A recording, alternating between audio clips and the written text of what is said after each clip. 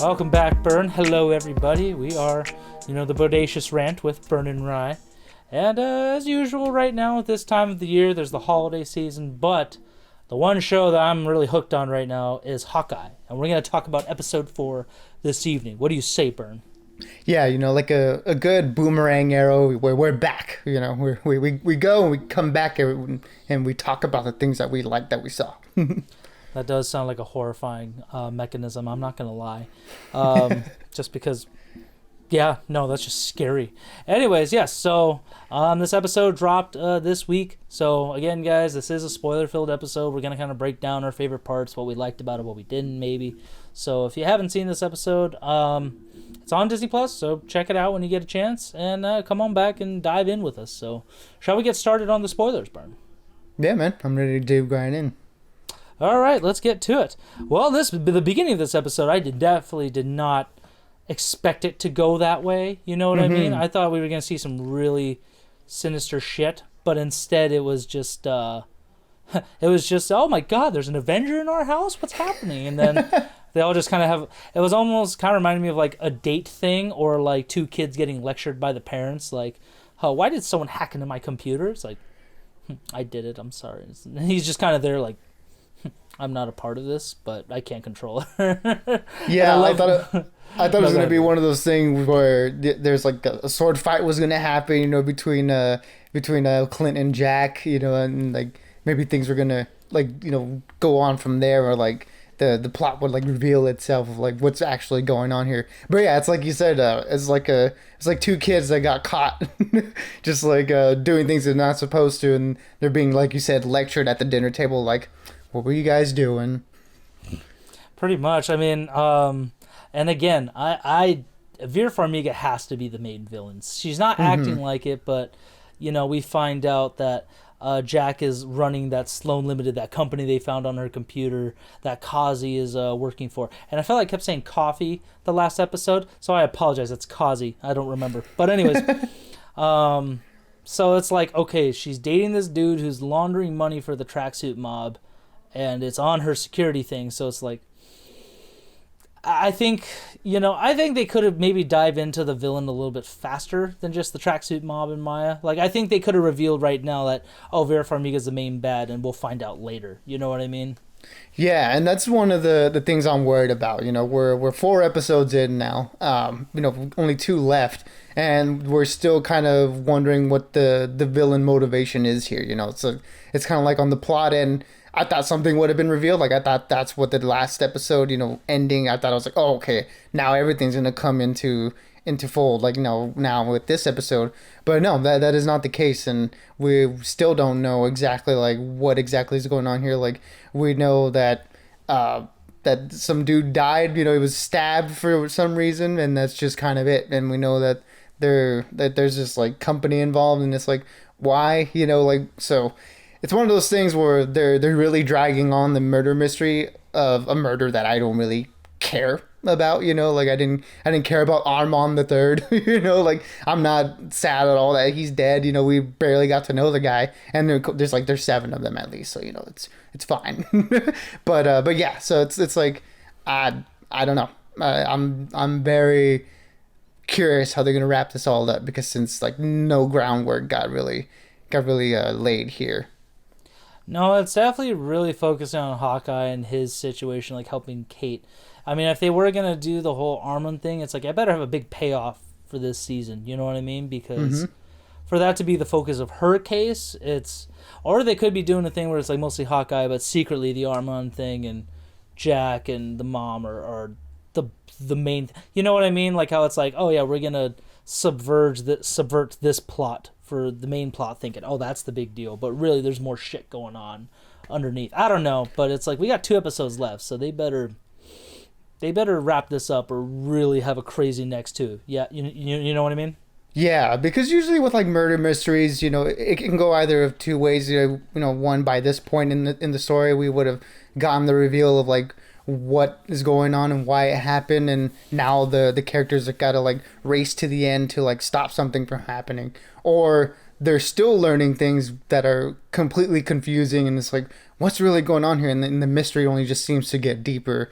And And yeah, it doesn't really seem like either of those two are the case. Like I said, I think it's very secondary to the relationship that is growing between Kate and Clint. And luckily that part's like great. So that, the whole plot thing and like what the villain motivation is it's very reminiscent so far right now of the Flag Smashers from Falcon and Winter Soldier, where it's like, what was really going on there the whole time? And by the end of that, we kind of got like a disappointing end to that. So I'm worried that that's the case here, but I really hope it doesn't go in that direction. Yeah, because this is easily my favorite show from MCU this year.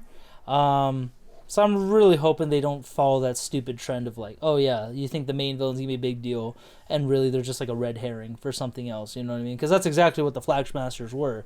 That we made them out to be this big terrorist organization, and really they were just kind of just dumb. And then they got killed off super easily in the end. Yeah. So it's like, why do they even need to be in here? You know what I mean? Or why do they need to be like the main villains for the whole season? They could have been done by like episode 3 or 4.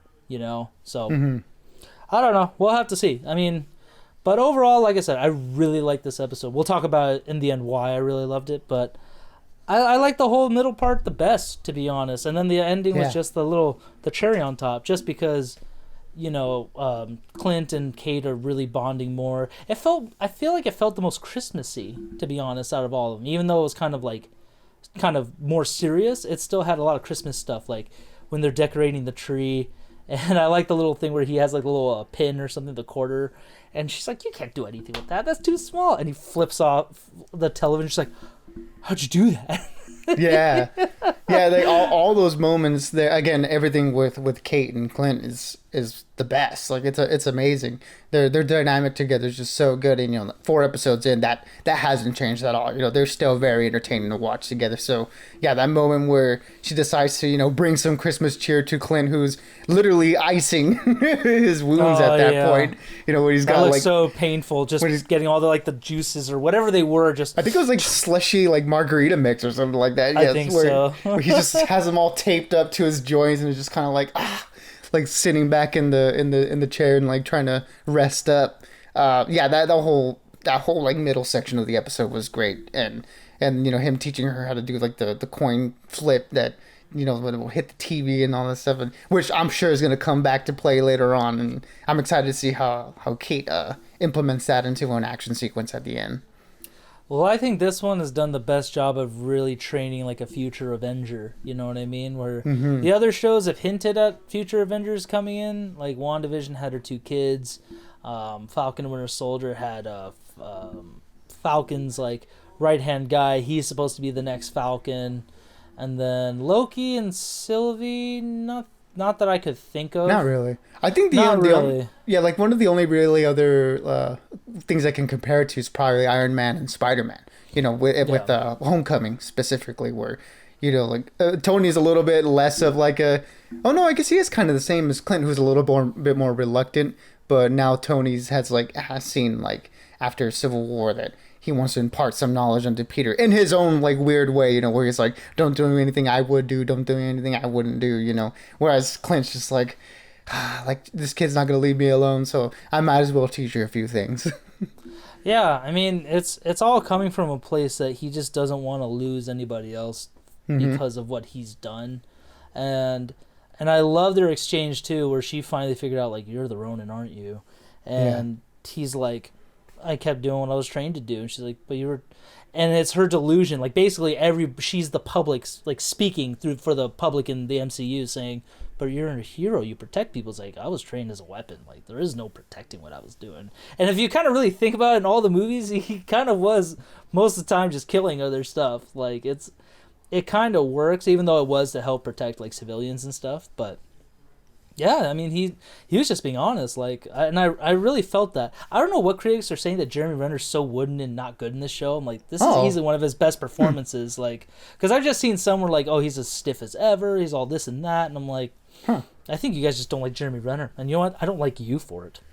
That's all I gotta say. No, I mean, I think he's been doing a good job of portraying, this more weathered version of Clint. Again, when in all the other Avengers movies, we haven't really had a good chance to like really dig into him as a character. And here, like, he's got more room to flex those like acting muscles. And yeah, I think his characterization of Clint, especially at this point in his life, is really good. And it's one of like of like a soldier who's like lost people, in the field. And I really like that part of the conversation where he's saying, I'm not a hero, I'm a killer, because essentially that is kind of true. He was basically an assassin for Shield. We forget that. I mean, we've only seen him within this superhero like context, but before he was pulling off assassination missions and was going to assassinate Natasha Romanoff before he recruited her into Shield. So I like that it gives a little bit more context to why he refers to it as a job. Like the superhero thing isn't like a thing that he was aiming to do. It was just work. Like something that just kind of like fell into his lap, and he went with it. But yeah, at the end of the day, like, he was an assassin for Shield. Yeah, and I love that brutal, honest truth that he was giving her, and she accepts him for it. So it's like that's pretty cool, because most people have been like, oh my god, I'm hanging out with a psychopath, and it's like he lost his family. Like he basically, and I don't like that like little line where he's like, everybody dealt with it in their own ways. Like this was mine. I just kind of just cut loose But he feels bad. He realized like what I did, it wasn't right. No matter who I was killing, like even if it was like criminals and stuff, because he realizes Maya is the aftermath of that. Like now she's trying to kill him, going on like the path like her dad, and he regrets it. He regrets it all, and he doesn't want it to fall on his family or Kate. So again, I just love this whole middle part, but. And then I like when they're about to get into the climax of it all. They're like, okay, you need to go get the LARPers and talk to them because my arrows are in a police precinct. And she's like, LARPers? Yeah, they're colorful. They're really cool guys. You're gonna love them. Yeah, and then she does end up loving him. Where they're like, hey, if we do this, you do something for us. They're like, okay, cool, let's do it. And he gets back to the apartment. They're baking cookies, and she's like, she's oh getting my fitted, god, it looks so cool as a Viking. Hey, I made this myself. Really? Like, oh my god, that's great. And he's just his face like, what the fuck is happening right now? Like, I mean, I barely like him. You guys are best friends now? Like, and when they find out where, like, this one watch is, I don't know what the significance of it was. Yeah, the Rolex. No. Okay, good. So you don't know either. I thought I missed something, so I'm glad I did. It's just something that I guess was recovered from Avengers compound after the Thanos attack, like his suit. Again, it just felt like a really weird element to inject at this point in the story. Like the first MacGuffin was his Ronin outfit, and we so far 4 episodes in, that's what he's been trying to grab together piece by piece. And then now there's this Rolex that doesn't really have a lot of context to it. I guess we'll see what the reveal like of the importance of that is. I mean, he makes mention that it's like it contains someone's identity. So we'll see. But yeah, it was just kind of like one of those things like, okay, now we got to go find another thing again. Like, I thought you're supposed to be investigating, what's going on with this tracksuit mafia, but you keep getting sidetracked with like having to go grab other things. It's like, it just kind of feels like really annoying, like narratively, to be like, you have a plot that you need to progress, and we're 4 episodes in, but now we're just got to do a bunch of like side missions, like in a video game where you're like trying to progress the main story, and you're like, other elements start popping up, and you're like, oh, let me go do that. It's like, quit detracting from the narrative, especially when we're almost at the end game. Just like GTA. Yeah, I mean, any open world game, really. Someone's been playing Grand Theft Auto. Yeah, like I said, I thought the watch is an interesting thing. I think it could be maybe Nick Fury's, just because he's like, oh, it's somebody who's been in the game, but they've been out for a long time. That's just my first guess. I don't know whose it is. We'll hopefully we'll find out, because it's like, why are you gonna risk your life for this watch, even if it, like, I don't know. And it definitely wasn't Natasha's. I'm like, Natasha I don't think ever wore a Rolex unless it is hers. And she's dead, and like her identity is pretty well known, so it wouldn't have been her, I don't think. I don't know. We'll see what's the deal with that, but. I like that we finally got to see the one from like the latest trailer where she sneaks into the building by helping a guy out and says, "Oh, I'm talking to an Avenger." Like she's all geeking out about it, like it's a big deal, Yeah, He's in my ear. And he's just kind of like, this chick is crazy. Like, I'm gonna take my groceries. No, I'm good. You know, Oh, I'm you gonna sure? leave. You don't want to help? No, I'm fine. Just I'm fine. okay. See you later. Like she played that off so well. Like she just knows how to get to people, and it's like, God damn it. But what else? And then the action scene again. I think this show definitely has some of the best action this year with her fighting Maya in the apartment, and he's like, "I'm fighting Maya out here." It's like, no, you're not. It's like, who the hell is that? And oh my god, that was the just again that cameo. Can I say it, Bern? Finally, now that we're at this point. Yeah, it's Splinter Cell himself, Sam Fisher. Definitely not Sam Fisher. No, it wasn't. It wasn't him. It was a Russian woman who if you guys have seen Black Widow, say it with me. It was Yelena. She's finally pulling the hit out on Hawkeye. Yet it's almost like she's playing it off a little bit because, you know, she was trying to she was fighting him and stuff. But then when Kate and Maya came into the mix, she didn't try and kill whatchamacallit, Kate or anything. You think she would be just kind of cut loose, but. No, she was just trying to get after Clint, but at the same time, I don't think she was trying to kill him. Yeah, that's the vibe I was getting. It was hard to tell because I was like, she did throw Kate off the roof. Like, did she know that there was that, the wire and the lights down there to catch her, or was she actually trying to kill her in that moment? I guess we'll see with the why what exactly she's trying to do. Like if she's just kind of going through the motions, or if she actually is trying to kill Clint. It just brings up a trope that I kind of really don't like in movies and stuff where there's this person that believes that the character killed someone that they love, but that wasn't exactly the case, and then they go through the whole thing you killed this person that I love, and the other person's like, no, I didn't, this is not what happened, and they're like, liar, and it's they're pitted against each other, and you're like, you stupid idiot, just listen to the other person talk. It's just a minor thing that I get really frustrated with. It's if characters would just talk, we wouldn't have to go through this whole rigmarole type things. And I hope Yelena's just not dumb enough to completely believe that Clint, someone that her sister herself told her was the reason that she got out of the Red Room and helped her basically start this whole new life for herself. I really hope that she doesn't really believe that person is the one that killed her sister. It's it'd be a very weird thing where it's why would he kill her? If they were avenging, I mean, you are aware of the Avengers and if they're them working together and aware of their history now, maybe not to the extent that we do as an audience, but you at least know that there was a friendship between them two. Do you actually believe that this person would have killed your sister? I hope Yelena's not that dumb, because if she actually believes it, then she's pretty dumb. I mean, I don't know if it's going to be... I hope it's not that clear cut. I hope they write it smart where she's I was put on a hit by this lady because she's been the central thing with her and Falcon, Falcon's show and this show. Mm-hmm. Valentina, thank you. Played or by Val Julia for short, even though she doesn't like being called Val. Even by Julia Louis-Dreyfus. Yeah, it is Julia Louis-Dreyfus, right? Mm-hmm. Yeah, okay, I got that right. Yeah, so...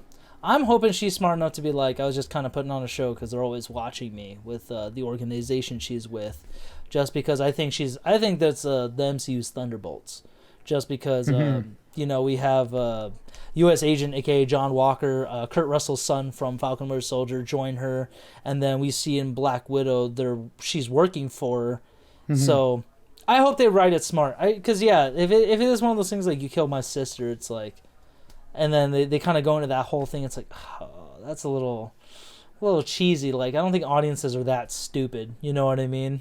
Yeah. And again, and I think it would kind of hurt the character because she doesn't seem from what we've seen in Black Widow, she's not a dumb person. She's very smart. So there at least has to be some part of her that's I don't completely believe what Val is telling me, but I want to find out for myself. I hope it's that instead of just being you killed my sister. Yeah, I'm keeping my fingers crossed. Again, I just love where she took the mask off and stuff. I mean, either way, when I saw that the red, the little the widow's Black bite? Widow stinger, yeah, the widow's bite shocked Maya. I was like, oh, it's got to be her. And then with the goggles, this is easily my favorite look for her. Besides, that was cool. Again, the whole Splinter Cell look. I just love that look in general. So, and I think she has a variation of that look in the comics or something. But yeah, that's basically her look. Yeah, that is the look for okay. her widow. So Hot Toys, if you guys are listening, make this figure for Yelena as well. Just start producing it. But and then the ending was just, again, like that typical, like near the end of the series or like season where, you know, the hero doesn't want anything to do with the person because they don't want to get hurt. So he says, "You got to go. Like we're not partners. We're nothing. Like go just home, go buddy. home. I work alone." Oh, a whole God. syndrome type thing. Another trope I don't really care for too much. Yeah, I mean, but at the same time, I understood why. It's like when he said they sent a Black Widow assassin to come get me. Like this is definitely serious. And then we saw in the apartment that Maya has been studying his family. It's like, oh shit, how the fuck does she know that? Now what's she gonna do? So yeah, I mean the sharks are circling him, and he just, I get why he did it. It is a little, again, it's a little cheesy. This show, nothing's perfect, but I'm really hoping the last 2 episodes really wrap everything up well. Wrap, pun intended, because it's Christmas. So I see. can I use your finger for a second? Oh man, but anything else you want to talk about this episode, Bern? Anything that stuck out to you, or that you were like, oh my god, fantastic? No, I mean that entire sequence at the end was a lot of fun. You know, I liked how they showed the silent alarm for Maya. You know, the flashing lights instead of what traditionally would be like a sound. You know, an alarm sound. I thought that was really cool. That's another, you know, little representation thing that we don't get to see a lot. You know, how alarms work for, you know, people who are deaf or hard of hearing.